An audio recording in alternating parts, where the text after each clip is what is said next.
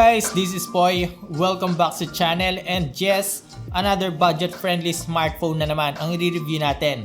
So this is the Infinix Zero 8. So check natin guys kung sulit ba siya at pasok ba yung kanyang price sa kanyang specs. Huwag na natin patagalin pa. Let's do this! Yo!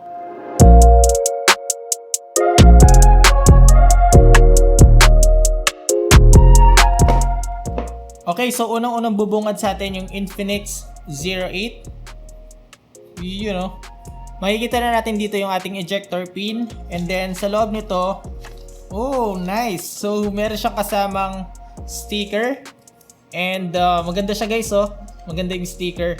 And then meron pa siyang kasamang screen protector. And take note guys, ito na yung screen protector nitong Infinix Zero 8. So wala na siyang kasama dito. Kung ganun lang naman yung mangyayari na wala siyang extra screen protector, dapat dinirekta na lang nila dito sa smartphone. Medyo pinahirapan pa nila tayo magkabit ng screen protector. And of course, yung ating warranty card, free case. And then yung ating USB-C cable.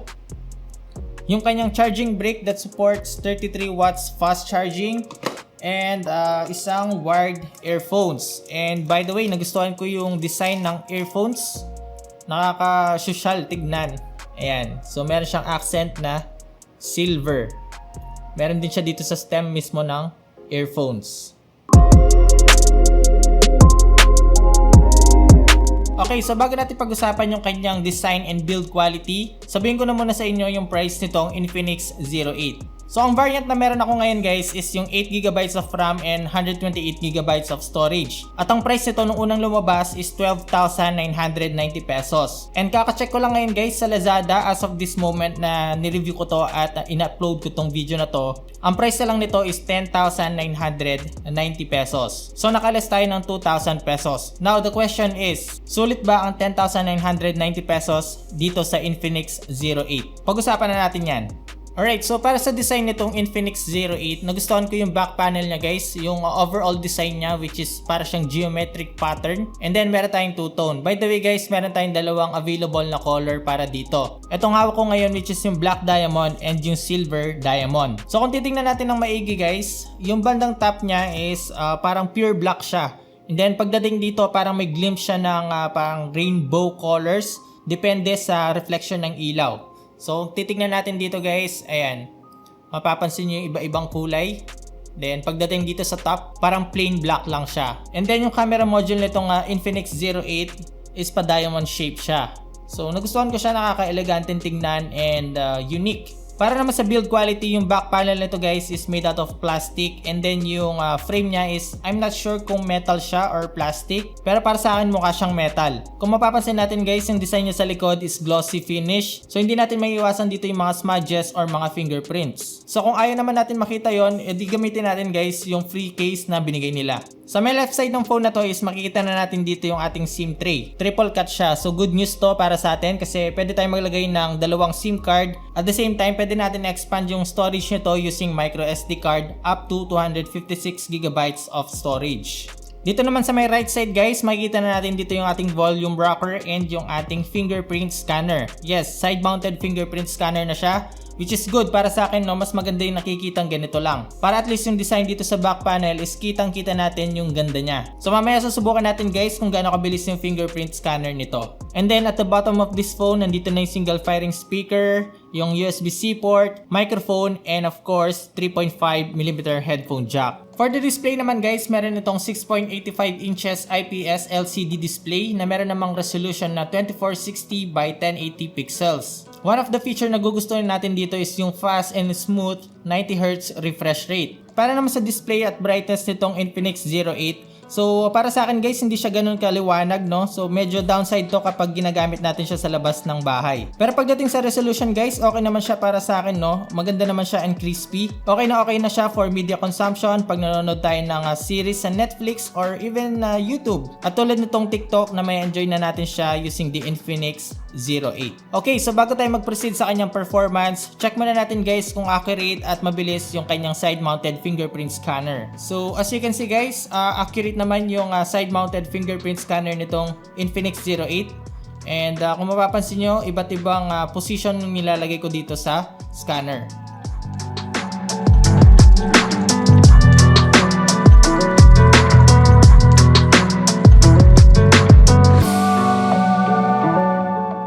Alright, so pagdating naman sa performance, yung OS nito guys is meron siyang sariling skin which is yung XOS 7 based on Android 10. Marami siyang bloatwares guys at marami siyang preloaded application na hindi naman natin kailangan. So sana sa mga future smartphone na ilalabas ng Infinix, medyo bawasan nila yung mga bloatwares and yung mga application na hindi naman talaga natin ginagamit. At kung makikita natin dito, meron din mga ads na hindi talaga appropriate sa mga pwesto tulad niyan. Dito sa kanyang drawer guys, ayan, makikita natin na meron siyang mga preloaded na games. So sabi niya dito, instant apps, play without installation. Kung hindi naman talaga ito yung mga nilalaro mo, parang ang pangit siyang tinitignan, no? Every time na i-open natin yung drawer. Pero yung mga application na nabanggit ko guys na hindi natin nagagamit, pwede pa rin naman natin siyang i-uninstall dito. And after nun, okay naman din siyang gamitin. Kasi meron pa rin mga feature dito na kapakinabang tulad ng, of course, syempre yung dark mode. Ayan, and then meron tayong sidebar shortcut. So pwede tayong mag-customize dito guys ng mga application na gusto natin i-access agad.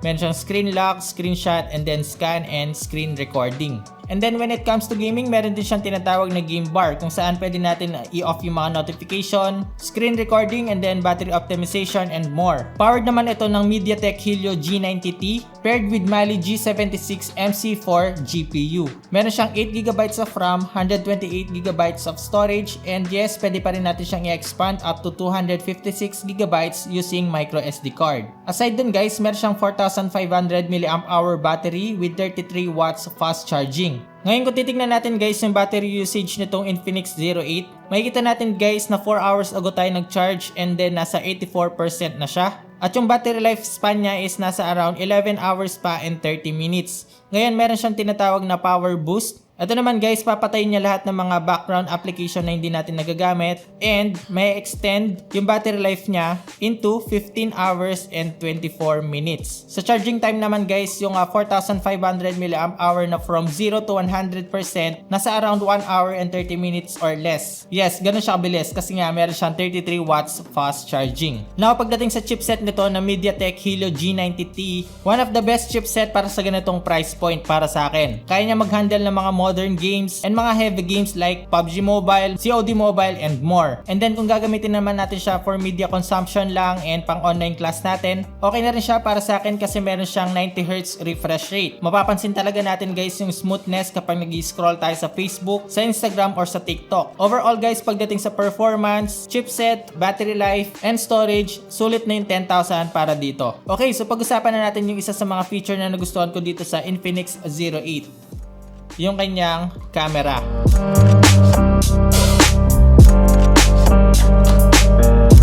Para naman sa camera guys, meron itong quad camera setup sa likod at ang main shooter natin is 64 megapixel f1.9.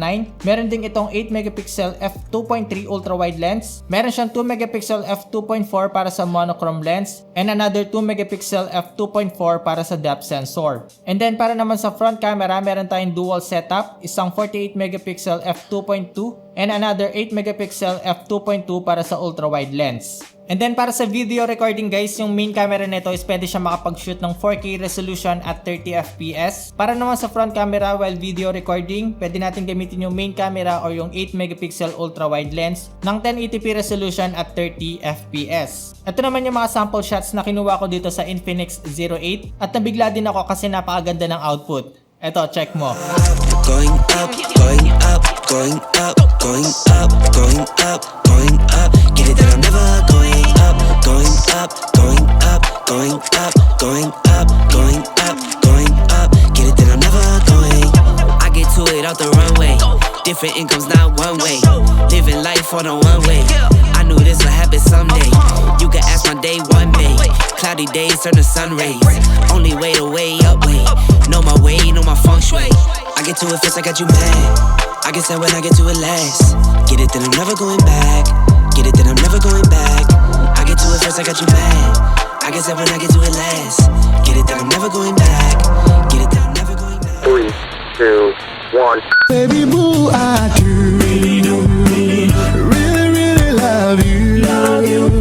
Baby boo, I do really. Yeah bro, hit me back, Tori all on me today, call me back, yo. I'm a Yoruba, I'm a Yoruba. I'm a Yoruba, baby, I'm a Yoruba. Yeah, money man, what you gonna do? Tell me what's the plan when I walk through. You wanna get that walk, what you gonna choose? Wanna talk fast, girls love money too. Yeah, money man, what me gonna say? Me wanna make more money every day. How we go? Alright, so ito naman guys yung video and audio quality nitong Infinix Zero 8 sa rear camera. Okay, pagdating sa video recording. And as of now guys, I'm shooting 4K resolution at 30 FPS. Yun.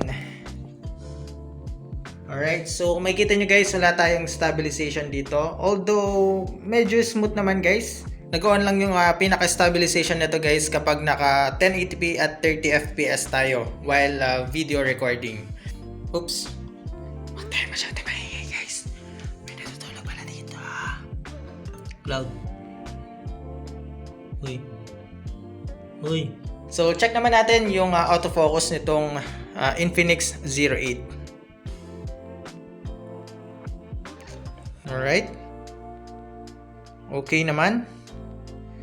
Ngayon guys, test naman natin yung front camera. Kung okay din ba yung video recording niya. So, ito yung video and audio quality nitong front camera ng Infinix Zero 8. Yun, no? Yan. So, stabilization. Pwede na. Try natin guys dito sa low light. Low. Wow. Okay Maganda yung yung performance niya sa low light. So, try naman natin guys yung 8 megapixel ultra wide lens. Okay, so ito na ngayon yung 8 megapixel ultra wide ng front camera nitong Infinix Zero 8. So you can see, medyo lumawak tayo. Check ulit natin dito sa low light. Compared dun sa main camera ng front camera, medyo mag-grain ito, no? At medyo nahihirapan siya dito sa low light. Pero nakita nyo naman kanina guys, di ba? Kayang-kayang i-handle ng main front camera nitong Infinix Zero 8 yung low light. So, okay na para sa akin. Goods na goods. Alright. And that's it guys, sana nag-enjoy ka sa panonood at nakatulong itong video na to kung naghahanap ka ng review about dito sa Infinix Zero 8. So pinaka nagustuhan ko dito sa phone na to is number 1 is yung kanyang unique camera design and yung back panel. Pangalawa guys, yung performance niya sa around 10,000 pesos, okay na yung G90T, 90Hz refresh rate, 4,500 mAh battery with 33 watts fast charging. And syempre hindi rin siya nagkulang sa storage which is 8GB of RAM and 128GB of storage. And lastly guys, yung kanyang camera. So hindi lang yung quality ng mga pictures dito at mga video ang nagustuhan ko, kung hindi pati na rin yung dual camera setup dito sa front camera. Sobrang dalang din lang natin makakita ng around 10,000 pesos na merong dual camera setup sa front camera. And take note guys, 48 megapixel na to plus 8 megapixel na ultra wide. Aside doon, ang pinaka hindi ko na lang nagustuhan dito is yung kanyang OS. Marami nga siyang bloatware at marami nga siyang preloaded application na hindi natin kailangan. Pangalawa is yung speaker. Although maganda naman yung quality ng speaker niya, pero mas okay siguro, no, parang mas immersive talaga natin magagamit ito. Mag-add sila ng additional speaker dito para dual speaker siya at mas may enjoy na natin yung panonood sa gaming or habang ginagamit lang natin tong phone na to. At kung gusto mo naman i-avail itong Infinix Zero 8, mag-iwan na lang ako ng kanilang official Lazada link, pati na rin yung kanilang official Facebook page. At kung ikaw naman tatanungin ko, yes, ikaw, ano sa tingin mo yung nagustuhan mo dito sa Infinix Zero 8? Yung bang design, yung bang performance, yung bang camera, at ano sa tingin mo ang dapat nilang i-upgrade dito? Comment mo dyan sa baba, pag-usapan natin yan. At kung gusto mo naman ng ganitong klaseng chill unboxing and review, pinapayo ko na sa iyo kaibigan, mag-subscribe sa channel na to. Huwag mo na rin kalimutan mag-like, share, comment at yung notification bell para updated ka pag meron tayong bagong upload. Again, this is Poy, unboxing anything just for you. Hanggang sa muli nating pagkikita. Nice!